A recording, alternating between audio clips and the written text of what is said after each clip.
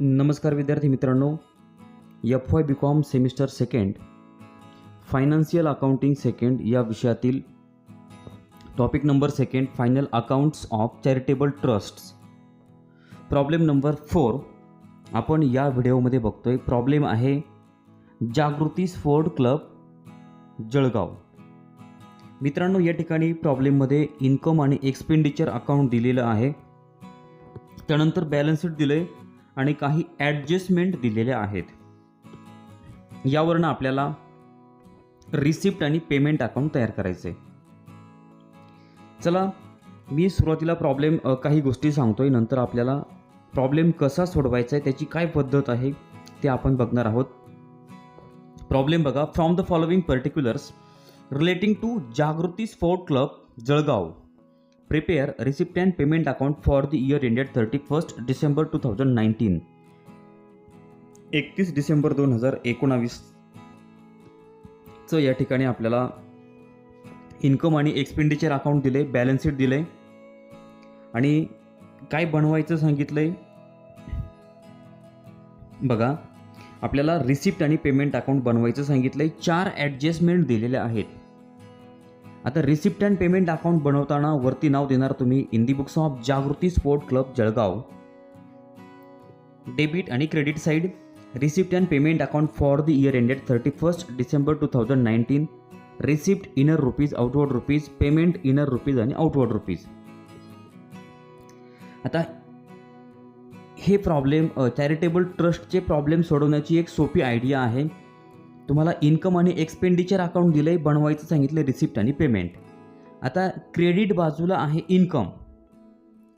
Credit बाजू म्हणजे income side आहे. इन्कम साईड क्रेडिटची तुम्हाला घ्यायची डेबिटला, म्हणजे रिसिप्ट बाजूला. म्हणजे इन्कम बाजू पूर्ण रिसिप्टला घ्यायची आणि त्यानंतर तुमची एक्सपेंडिचर बाजू म्हणजे डेबिट बाजू तुम्हाला घ्यायची क्रेडिट साईडला, म्हणजे पेमेंट साईडला. म्हणजे तुमचं रिसिप्ट अँड पेमेंट अकाउंट म्हणजे एक प्रकारचं कॅशबुक आहे आणि इन्कम आणि एक्सपेंडिचर अकाउंट म्हणजे एक प्रकारचं प्रॉफिट अँड लॉस अकाउंट आहे. आता आपण इन्कम बाजू बघणार. इन्कम बाजूचे ॲटम उचलणार आणि रिसिप्ट अँड पेमेंट अकाउंटच्या डेबिट साईडला घेणार. इन्कम बाजूला 1 नंबरला आहे बाय सबस्क्रिप्शन, रक्कम आहे 4,500, ती घेणार रिसिप्ट बाजूला. बघा, आता रिसिप्ट बाजूला 1 नंबरला काय आहे टू कॅश इन हँड आणि बॅलन्सिंग फिगर म्हटलंय. मित्रांनो, हा प्रॉब्लेम पूर्ण सोडवल्यानंतर हे तुमचं उत्तर येतं आहे. त्या उत्तराशी आपल्याला आत्ता सध्या काही बघायचं नाही आहे, ते तुमचं शेवटचं फायनल उत्तर आहे.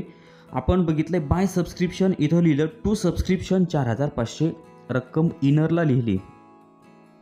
इनरला का लिहिली तर याच्यावरती काही ॲडजस्टमेंट आहेत. आता या ॲडजस्टमेंट आपल्याला वर 4 ॲडजस्टमेंट दिल्यात आणि बॅलन्स शीटमध्ये बऱ्याचशा ॲडजस्टमेंट आहेत, त्याचा आपल्याला विचार करायचा आहे. तर सुरुवातीला बघा, प्री रिसिव्ड आणि 2019 म्हटलं आहे. आता 2019ला 160 रुपये या ठिकाणी प्री रिसिव्ड सबस्क्रिप्शन आहेत. आता 160 रुपये कुठं आहेत तर बघा, बॅलन्स शीटच्या लायबिलिटी साईडला प्री रिसिव्ड सबस्क्रिप्शन आहे 160 रुपये. ते बॅलन्स शीटचे आपण कुठे घेणार, या सबस्क्रिप्शनमध्ये ॲड करणार. 2019चे प्री रिसिव्ड ॲड केले, 4,500मध्ये 160 ॲड केले, रक्कम झाली 4,660. त्यानंतर आता चालू वर्षाचे म्हणजे 2019चे आहेत 290 रुपये, ते काय करणार, लेस करणार. आता 290 रुपये आउटस्टँडिंग सबस्क्रिप्शन आहे बघा, 290 रुपये. बॅलन्स शीटच्या ॲसेट साईडला सेकंड लास्ट नंबरला, बॅलन्स शीटच्या ॲसेट साईडला सेकंड लास्ट नंबरला 290 आहेत चालू वर्षाची आउटस्टँडिंग रक्कम. ती रक्कम काय करणार, आपण लेस करणार. आता इथं जे इफेक्ट होतात ते प्रॉफिट अँड लॉस अकाउंटच्या ऑपोजिट इफेक्ट होतात. म्हणजे आपण चालू वर्षाची जर आउटस्टँडिंग असतील तर ते ॲड करतो, पण इथं आता हे रिसिप्ट अँड पेमेंट अकाउंट आहे. चालू वर्षाची आउटस्टँडिंग आपण इथं काय केले, लेस केले. आणि आणखीन एक ॲडजस्टमेंट आहे बघा, आणखीन पण तुम्हाला त्या ठिकाणी बॅलन्स शीटच्या नाही, तुम्हाला या ठिकाणी ॲडजस्टमेंटमध्ये 1 नंबरची ॲडजस्टमेंट बघा. Subscription of ₹90 was outstanding on January 1, 2019. आता 1 जानेवारी 2019 म्हणजे हे मागच्या वर्षाचे झाले. मग मागच्या वर्षाचे आउटस्टँडिंग काय करणार, ॲड करणार. ॲड आउटस्टँडिंग 2018 आणि 90 रुपये ॲड केले. बघा, 2019चे प्री रिसिव्ड ॲड केले, 2019चे आउटस्टँडिंग लेस केले आणि मागच्या वर्षाचे आउटस्टँडिंग ॲड केले. आउटवर्ड रक्कम आली 4,460. ही सबस्क्रिप्शनची ॲडजस्टमेंट व्यवस्थित बघून घ्या, व्यवस्थित समजावून घ्या. नंतर इन्कम बाजूला सबस्क्रिप्शन नंतर आहे प्रॉफिट ऑन स्पोर्ट मीटिंग. आपण इन्कम बाजू घेतोय रिसिप्ट बाजूला. मग आता इथं घेणार प्रॉफिट ऑन स्पोर्ट्स मीटिंग 3,100 रुपये डायरेक्ट आउटवर्डला घेतले, काही ॲडजस्टमेंट नाही आहे. त्यानंतर आहे बाय डिव्हिडंड 2,000, इकडे घेणार टू डिव्हिडंड 2,000. तुमची रिसिप्ट बाजू संपली. इन्कम बाजूची सगळी पोस्टिंग आपण रिसिप्ट बाजूला करून घेतली. आता आहे इन्कम आणि एक्सपेंडिचर अकाउंटची डेबिट बाजू म्हणजे एक्सपेंडिचर बाजू. एक्सपेंडिचर बाजू कुठं घेणार? पेमेंट साईडला घेणार. एक नंबरला आहे टू सॅलरी 4,160. इकडे घेणार बाय सॅलरी 4,160. डायरेक्ट रक्कम आउटवर्डला घेतली, काही ॲडजस्टमेंट नाही आहे. त्यानंतर आहे टू स्टेशनरी कंझ्युम म्हटले 720 रुपये. इकडं म्हणणार बाय स्टेशनरी. आणि आता या ठिकाणी स्टेशनरीची ॲडजस्टमेंट थोडी व्यवस्थित समजावून घ्या. आता क्लोजिंग स्टेशनरी आपल्याला दिली बॅलन्स शीटच्या ॲसेट साईडला, स्टॉक ऑफ स्टेशनरी 180 बरोबर. ती घेतली तुम्ही कुठं? पेमेंट साईडला क्लोजिंग स्टॉक 180. त्यानंतर आता ॲड कंझ्युम म्हणजे तुम्हाला एक्सपेंडिचर बाजूला दिली बघा, ती स्टेशनरी कंझ्युम म्हटले 720 रुपये. ती काय केली? 180मध्ये ॲड केली, रक्कम झाली 900 रुपये. म्हणजे क्लोजिंग स्टेशनरीमध्ये कंझ्युम स्टेशनरी ॲड केली, रक्कम झाली 900 रुपये. आता ओपनिंग स्टेशनरी पण दिलेली आहे, ओपनिंग स्टेशनरी लेस करायची. लेस ओपनिंग स्टॉक कुठं दिला आहे तुम्हाला? तर आपल्याला ओपनिंग स्टॉक ॲडजस्टमेंटमध्ये दिलेला आहे. ऑन 1 जानेवारी 2019, 1 जानेवारी 2019 म्हणजे ही ओपनिंगची झाली. कारण की 31 डिसेंबर 2019ला जर तुमचं इयर एंड असेल तर 1 जानेवारी 2019चा म्हणजे मागच्या वर्षाचा आहे तो. हे 100 रुपये काय केले आपण या ठिकाणी लेस केले. लेस ओपनिंग 100 रुपये खाली राहिले. मग तुमची आउटवर्ड रक्कम किती आली? 800 रुपये. म्हणजे स्टेशनरीमध्ये काय केले? क्लोजिंगमध्ये ॲड कंझ्युम केली, चालू वर्षाची ॲड केली, कंझ्युम जी वापरली आपण स्टेशनरी ती ॲड केली, आणि जो ओपनिंग स्टॉक होता तो काय केला? लेस केला. आउटवर्ड रक्कम आली 800. अशा पद्धतीनं ही स्टेशनरीची ॲडजस्टमेंट झाली. त्यानंतर रेट्स आहे 1200 रुपये. इथं म्हटलं आहे बाय रेट्स 1,200. आता रेट्सवरती सुद्धा काहीतरी ॲडजस्टमेंट आहे. रेट्सवरती काय ॲडजस्टमेंट आहे बघा, ॲडजस्टमेंट नंबर 4 बघा. 1 जानेवारी 2019 म्हणजे मागच्या वर्षाचे रेट्स आपल्याला दिलेले आहेत 300 रुपये. मागच्या वर्षाचे 300 काय करणार या ठिकाणी? लेस करणार. लेस प्रिपेड इन 2018 300 रुपये लेस करायचे. पण चालू वर्षाचे पण रेट्स आपल्याला दिलेले आहेत, तर ते आहेत प्रिपेड रेट्स 300 रुपये. चालू वर्षाचे बॅलन्स शीटच्या ॲसेट साईडला बघा, शेवटून 3 नंबरचा आयटम रेट्स प्रिपेड 300 रुपये. मग काय केले? चालू वर्षाचे प्रिपेड ॲड केलेत आणि मागच्या वर्षाचे प्रिपेड लेस केलेत. मग 1200मध्ये 300 ॲड केले, झाले 1500, आणि 1500मधनं परत 300 वजा केले, आउटवर्ड रक्कम आली 1200 रुपये. परत आहे तसेच आले. आता एक्सपेंडिचर बाजूला सॅलरी झाली, स्टेशनरी झाली, रेट्स झाले. आता टेलिफोन चार्जेस आहे 270.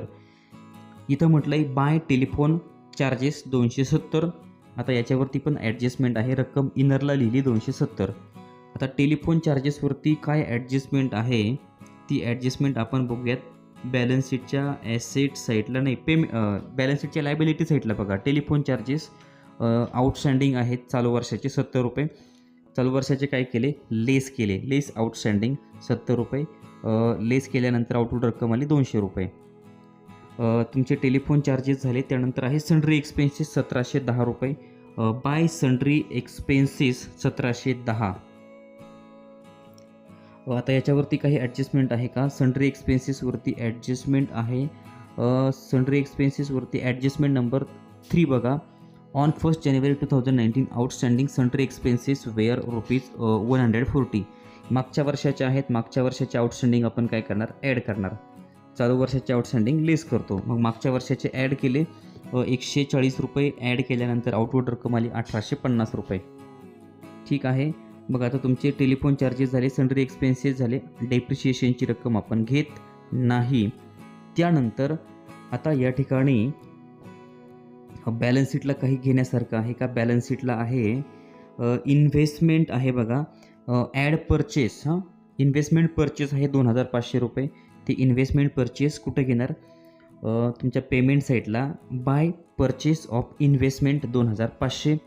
आणि बॅलन्स शीटला आणखीन इकडं पेमेंट साईटला काही घेण्यासारखं आहे का, तर आहे कॅश इन हँड 900 रुपये, बाय कॅश इन हँड 900 रुपये. अशा प्रकारे प्रॉब्लेमची पूर्ण पोस्टिंग संपलेली आहे मित्रांनो. सगळ्या गोष्टी, सगळे ॲटम व्यवस्थित बघून घ्या.